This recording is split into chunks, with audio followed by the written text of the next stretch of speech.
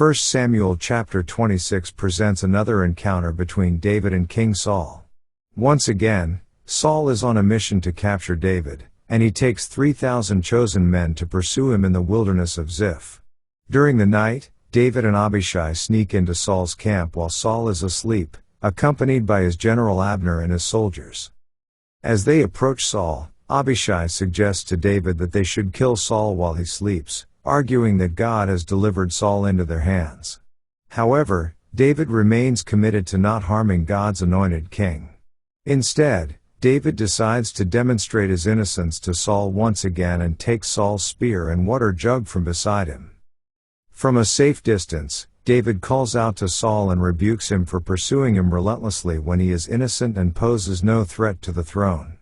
Saul acknowledges his wrongdoing and admits that David is more righteous than he is.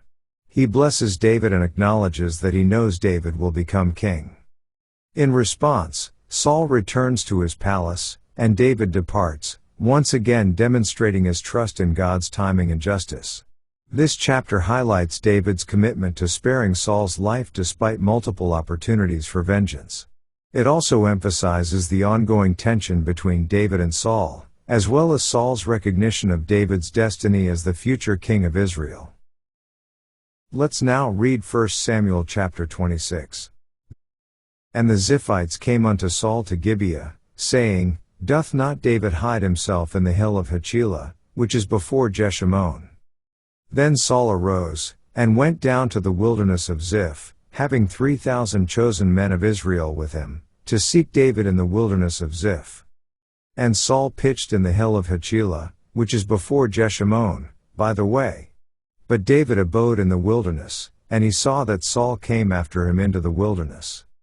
David therefore sent out spies, and understood that Saul was come in very deed. And David arose, and came to the place where Saul had pitched, and David beheld the place where Saul lay, and Abner the son of Ner, the captain of his host, and Saul lay in the trench, and the people pitched round about him.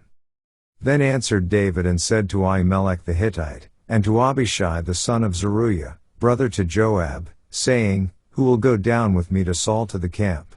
And Abishai said, I will go down with thee. So David and Abishai came to the people by night, and, behold, Saul lay sleeping within the trench, and his spear stuck in the ground at his bolster, but Abner and the people lay round about him. Then said Abishai to David, God hath delivered thine enemy into thine hand this day, now therefore let me smite him, I pray thee, with the spear even to the earth at once, and I will not smite him the second time. And David said to Abishai, Destroy him not, for who can stretch forth his hand against the Lord's anointed, and be guiltless? David said furthermore, As the Lord liveth, the Lord shall smite him, or his day shall come to die, or he shall descend into battle, and perish. The Lord forbid that I should stretch forth mine hand against the Lord's anointed, but, I pray thee, take thou now the spear that is at his bolster, and the cruse of water, and let us go. So David took the spear and the cruse of water from Saul's bolster, and they gat them away, and no man saw it, nor knew it, neither awaked, for they were all asleep, because a deep sleep from the Lord was fallen upon them. Then David went over to the other side, and stood on the top of an hill afar off, a great space being between them. And David cried to the people, and to Abner the son of Ner, saying, Answerest thou not, Abner? Then Abner answered and said, Who art thou that criest to the king? And David said to Abner, Art not thou a valiant man? And who is like to thee in Israel? Wherefore then hast thou not kept thy lord the king? For there came one of the people in to destroy the king thy lord. This thing is not good that thou hast done. As the Lord liveth, ye are worthy to die, because ye have not kept your master, the Lord's anointed. And now see where the king's spear is, and the cruse of water that was at his bolster. And Saul knew David's voice, and said, Is this thy voice, my son David? And David said, It is my voice, my lord, O king. And he said, Wherefore doth my lord thus pursue after his servant? For what have I done? Or what evil is in mine hand? Now therefore, I pray thee, let my lord the king hear the words of his servant. If the Lord have stirred thee up against me, let him accept an offering. But if they be the children of men, cursed be they before the Lord, for they have driven me out this day from abiding in the inheritance of the Lord, saying, Go, serve other gods. Now therefore, let not my blood fall to the earth before the face of the Lord, for the King of Israel is come out to seek a flea, as when one doth hunt a partridge in the mountains.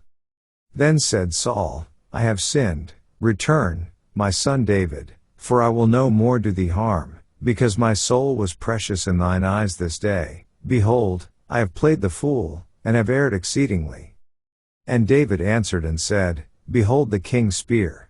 And let one of the young men come over and fetch it.